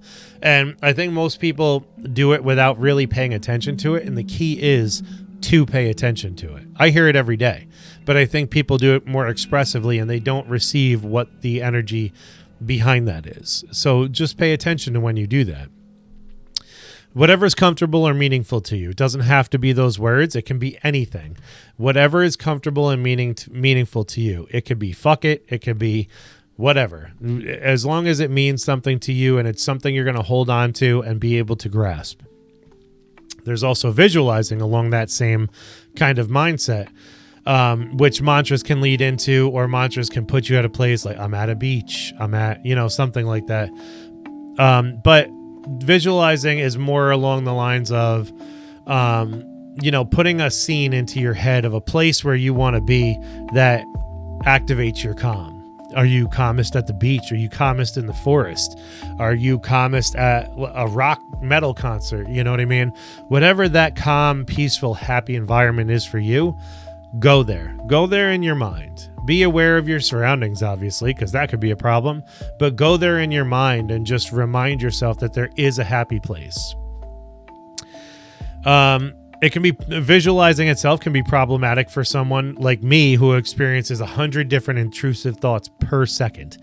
And I mean that quite literally.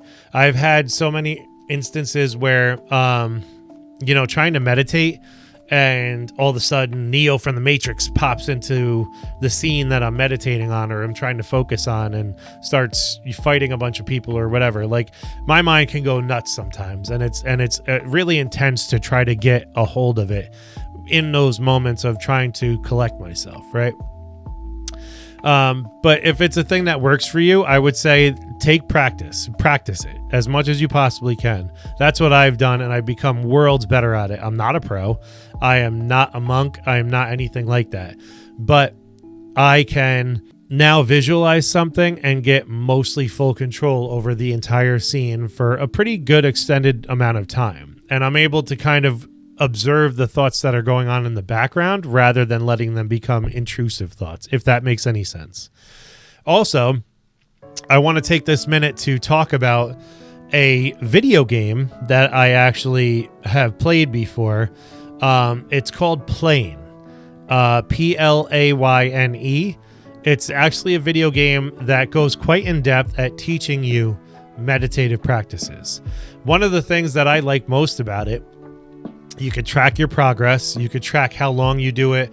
You could do it with guided meditation or without, or with half guided, whatever. You could do it without noise. You could do it in so many different ways. The game's fully customizable. It's available on Steam. I'm not sure where else it's available, but I'm sure if you Google Playne, the game, or the meditation game, it'll come up and you'll see the available options for it. It might be available on consoles and things like that.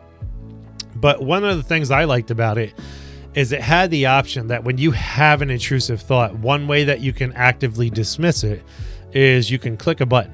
What I would do was click a mouse button. But you can click a button and it would just record it, and that was kind of its way of letting you release that thought into the universe, so to speak. And the cool thing about that is after you're done meditating, you can track how you're progressing with your meditation. You can fully track that. So like I went from 173 clicks to 70-ish clicks during a 10-minute meditation practice. You know what I mean? I just think it's cool. I think it's a great idea to have an interactive video game like that, where that teaches you important skills like that. And there's also other scenario games like I can't think of any off the top of my head, but I know there's very meditative games that you actively engage with, like you're aware and you're playing a video game, but it's very calming and it's very meditative and storytelling. There's a bunch of those on there. So if you guys are interested, let me know. I can put together a list of recommendations for that kind of stuff. But the meditation games are definitely something that's newer, and I think it's very cool because you have sound clips, you have music to meditate to, you have visuals that people put on. Even in the tech world, people put together these elaborately lighted rooms where it's just a calm mood, and those lights have become very like the snowflake lights or the wall mounted lights or whatever. Even the lights that I have down here, I'm using the bright versions, but they have like slip covers to change the colors and LED lights that can alter the colors and go along with music. And it's to create that trancing sort of environment,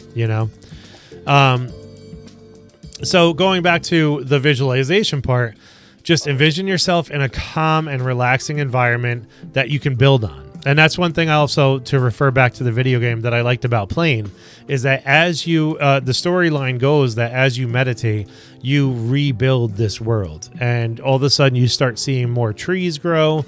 You start seeing water flow more clearly. You start seeing animals going around and stuff like that. And it's not in an intrusive way, which is pretty cool. But it's the same sort of concept. You're at a beach. Okay, now what does that beach look like? Who's on that beach? Is it just you? Is it animals? Is it something else? What does the sand look like? What are the waves look and feel and sound like? You don't have to do it all in the first shot, but you can expand on your environment in that world that you're visualizing. And that is a way to exercise these new neural pathways to build this resilience, to build this process into your natural reactions. Of course, I'm going to mention meditation further as well. There's so many different types of meditations, like I said a couple of minutes ago, depending on the type of person that you are. But I'll talk about more forms of it later because I think it's more related to other types of things. Another form of addressing and working with your anger in the moment is another way to kind of deal with stopping it and understanding it. Stopping the train. Change your surroundings. And this can be a really big one because in the more aggressive types of angry situations, or maybe somebody's not being as receptive as you need them to be in that moment, this is an important step. It's about getting yourself out of that situation, right? And maybe revisiting it.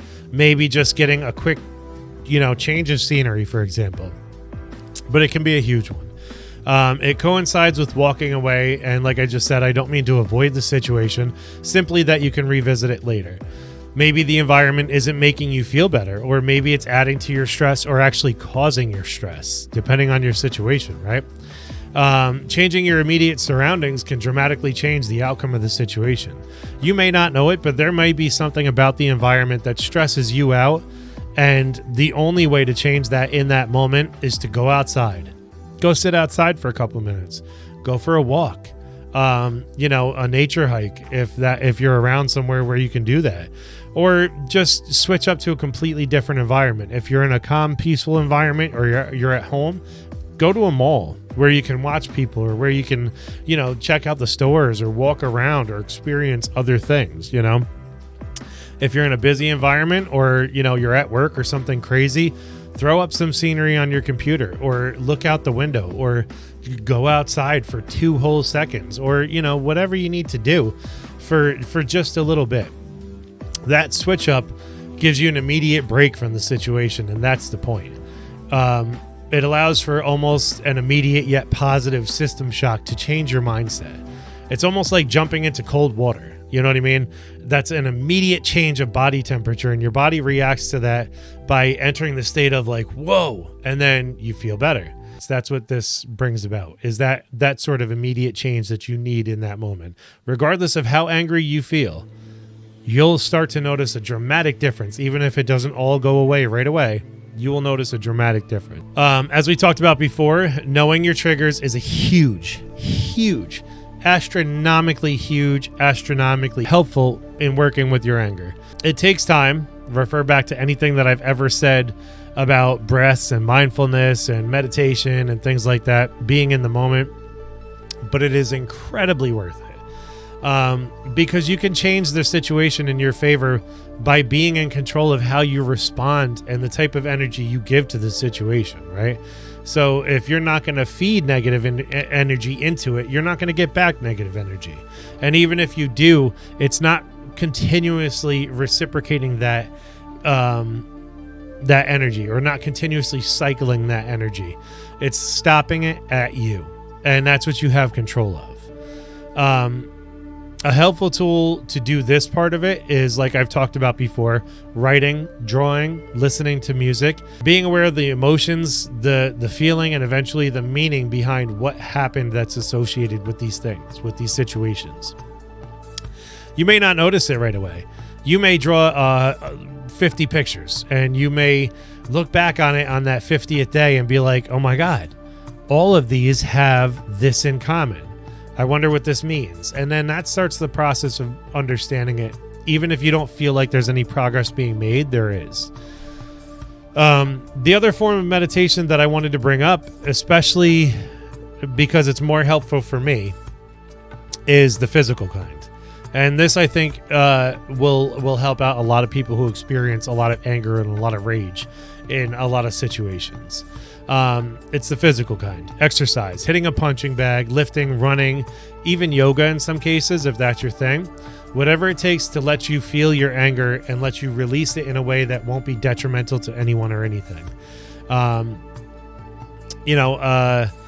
Even if you associate negative feelings with that expression, like I originally thought, I'm like, I don't want to hit a punching bag every time I'm angry. That's going to teach me that that's the only way to let it out. And that's not entirely true. It's all about adding that to your mindful practice. It's about going and hitting the punching bag until you're like, you're done and you're ready. And then you can go back and just observe the thoughts that you're experiencing while hitting that bag. If you're mindful enough, in the moment, experience the thoughts that you're experiencing while hitting that bag. It's not necessarily envisioning yourself hitting somebody. It's just releasing energy. You know what I mean? And if it is yourself envisioning hitting somebody, then maybe you need to address in your mind what about that person is instigating this feeling within you. And not in a blameful way, like I said before, but how can you go about changing your power over the situation, your reaction over the situation? So yeah, even if you associate negative feelings with it, like even embarrassment, for example, just know it'll pass. It'll pass as your understanding of it grows. It goes back to what I said before too, about respecting and not judging and loving yourself, and realizing that this is your process to become a better version of yourself. This is your evolution. Your happier life with anger is on the other side of that curtain of shame or embarrassment or whatever you feel about your expressing. Once you're comfortable in your expression of it, that curtain gets lifted. It gets completely taken away in a happy and healthy way. And some of this may not seem like ways immediately to work with anger, but the thing is that anger is much deeper than it seems. That's why it feels like it has so much power over you in that moment. These are ways of leading into taking care of it by knowing where it comes from, and you get a better idea of how to learn and grow, and ultimately learn that anger is a power that you were just not able to tap into properly, right? Like we keep saying, it's telling you something. There's a power to it, and it can be your power to work with and to kind of usher you into a better way of life. There's only 3 things that I can recall that you shouldn't do, and that's cause harm to somebody or something, use chemicals, or hold it in. Those are the most dangerous things you can possibly do. But I smoke weed to help myself calm down. Why do you need to smoke weed to help yourself calm down? That's something to look at. And I'm not judging. I'm not saying that it's, a bad thing to smoke or a bad thing to drink or whatever. You do you.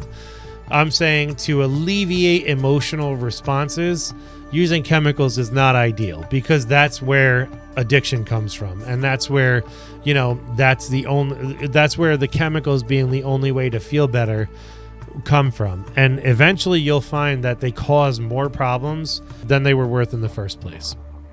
So that's my advisement on that. You do you. Just saying, in terms of anger and emotion, it's not the best response.